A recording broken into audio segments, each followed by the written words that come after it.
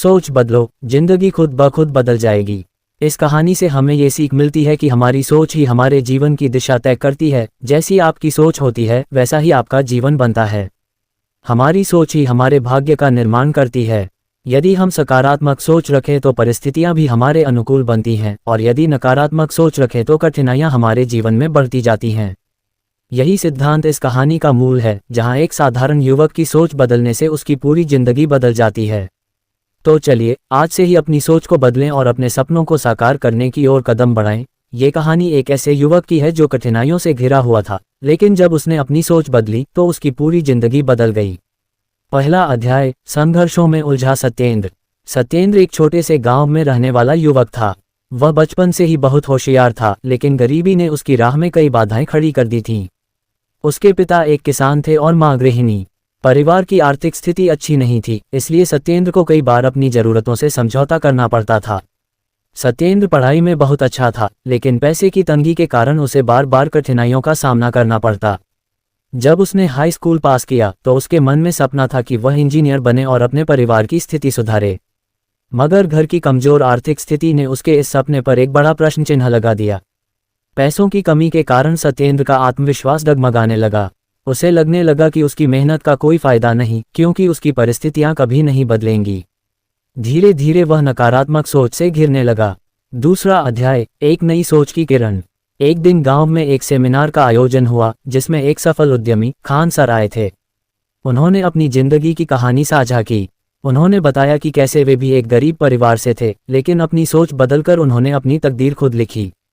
Khan sir की बातें सत्येंद्र के दिल में गहराई तक उतर गईं। उसे महसूस हुआ कि असल समस्या उसकी गरीबी नहीं, बल्कि उसकी नकारात्मक सोच है। उस दिन से उसने अपनी सोच बदलने का फैसला किया। सत्येंद्र ने तय किया कि वह किसी भी हाल में हार नहीं मानेगा।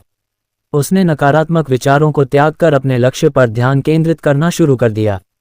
तीसरा अध्याय, मेहनत और सकारात्मक सोच का संगम। सत्येंद्र ने अपने गांव में ही छोटे बच्चों को ट्यूशन पढ़ाने का काम शुरू किया, ताकि वह अपनी पढ़ाई के लिए पैसे इकट्ठा कर सके। पहले तो उसे बहुत कठिनाइयां आईं, लेकिन धीरे धीरे बच्चे बढ़ने लगे और उसकी आमदनी भी होने लगी।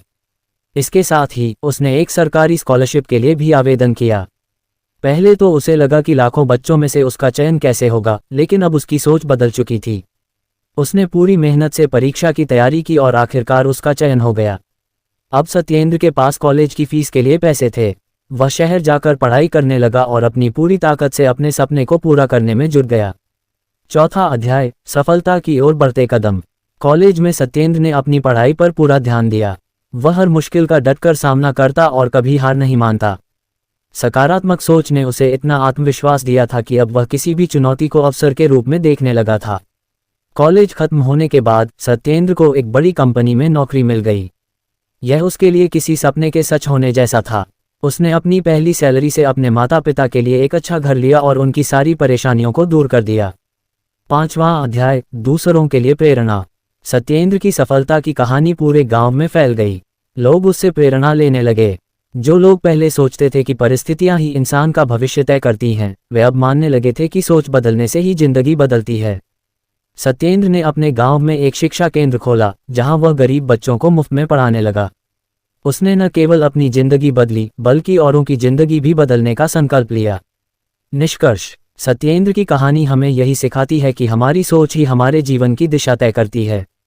यदि हम नकारात्मक सोचेंगे तो हमें हर जगह बाधाएं ही दिखेंगी, लेकिन यदि हम सकारात्मक सोच रखेंगे तो हर कठिनाई में भी अवसर खोज लेंगे। इसलिए यदि आप अपनी जिंदगी बदलना चाहते हैं तो सबसे पहले अपनी सोच बदलें। जब आपकी सोच बदल जाएगी तो आपकी जिंदगी खुद ब खुद बदलने लगेगी। दोस्तों, ये कहानी यहीं समाप्त होती है। वीडियो के अंत तक बने रहने के लिए आपका दिल से धन्यवाद। वीडियो पसंद आए हो तो लाइक शेयर कमेंट जरूर करें।